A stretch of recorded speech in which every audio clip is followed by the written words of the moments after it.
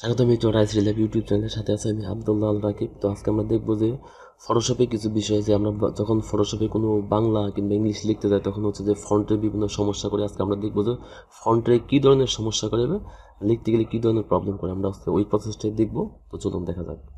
তো আমরা যখন দেখুন আমি স্ক্রিনে বাংলা লিখতে যাচ্ছি, বাংলা লেখার পরে এখানে লেখার পরে আমি যখন মুভ টুলসে ক্লিক করলাম, ক্লিক করার পরে দেখেন একটা অপশন আসছে যে Adobe Photoshop CC 2017 এখানে লেখা আছে যে selected font fail during the last operation if problem persists please disable the font. তো আমাকে এখানে বলছে যে আমি যে অপারেশনটা করতে যাচ্ছি এই অপারেশনে ফন্ট ব্যর্থ হয়েছে।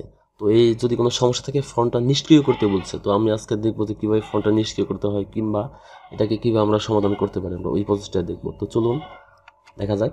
তো এই যখন এই প্রসেসটা শুরু করবে তখন হচ্ছে যে আমরা চলে যাবো হচ্ছে যে রান ফাংশনে। যেমন রান ফাংশনে উইন্ডো থেকে রান ফাংশন লিখবো, রান অথবা উইন্ডো এবং আর লোগোটা চাপ দিলে রান চলে আসবে। এখানে টিএমপি লিখে ওকে প্রেস করব।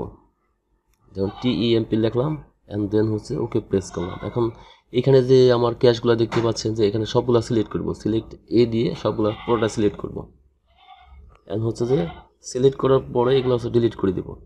কিছু ফাইল ডিলিট হবে না, এগুলো স্কিপ করে দেবেন। আমি স্কিপ করলাম, দেখুন স্কিপ, সব ফাইলগুলো ডিলিট হবে না। এখন আবার যাবো, again go to run function and then হচ্ছে রানে এখানে গিয়ে লিখবো হচ্ছে পার্সেন্ট দিয়ে হচ্ছে টিএমপি, আমার পার্সেন্ট দিয়ে এন্টার প্রেস করবো।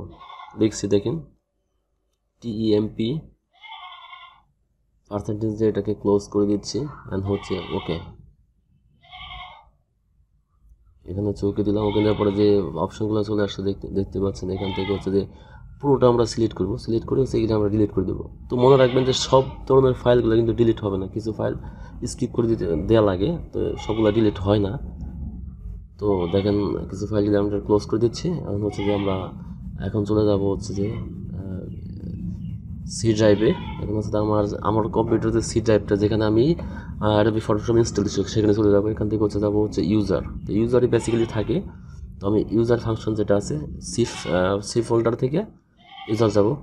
এখানে ইউজার্স এখানে ক্লিক করব। ক্লিক করার পরে ইউজারে ক্লিক করব। ক্লিক করার পরে দেখুন এখানে যে ফাইলগুলো দেখতে পাচ্ছি অনেক সময় শো নাও করতে পারে। যদি শো না করে অ্যাপ ডাটাতে যাবো, যদি শো না করে সেখানে ভিউতে যাবেন, ভিউতে থেকে হচ্ছে যে এখানে হিডেন আইটেমটা উঠিয়ে দিবেন। ঠিক আছে, দেখেন চলে গেছে। এখন যদি হিডেন আইটেমটা আমি টিক দিয়ে দিই, টিক মার দিলে গেলে আমরা শো করতেছে। যেমন অ্যাপ ডাটা, আমরা যাবো হচ্ছে অ্যাপ ডাটা ফোল্ডারের ভিতরে। এখানে ক্লিক করলাম অ্যান্ড দেন হচ্ছে দেখেন রুমিং লেখাটা অপশনটা আছে। তো এই রুমিংয়ে আমরা ক্লিক করে এটার ভিতরে প্রবেশ করবো। অ্যান্ড দেন হচ্ছে দেখেন অ্যাডোবি, আমার যেহেতু ফটোশপের প্রবলেম হচ্ছে যে আমি উপরে যে অ্যাডোবি লেখাটা আছে তো এইখানে ক্লিক করব।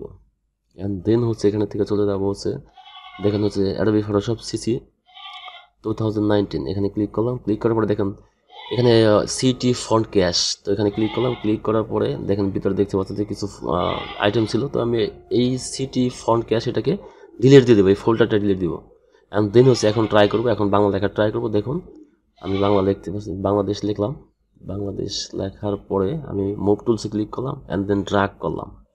দেখুন এখনও ওই যে অপশনটা আসছিল সিলেক্ট ফন্ট ফিল, এই অপশনটা চলে আসছে। আমার মানে এই ফন্টের প্রবলেমের কারণে এই সমস্যাটা হচ্ছিল। তো আশা করি সমাধান হয়ে গেলো আমাদের। তো ধন্যবাদ সাথে থাকার জন্য। আর যদি ভালো লাগে লাইক কমেন্ট সাবস্ক্রাইব করে সাথে থাকবেন। ধন্যবাদ সবাই, থ্যাঙ্কস ফর ওয়াচিং।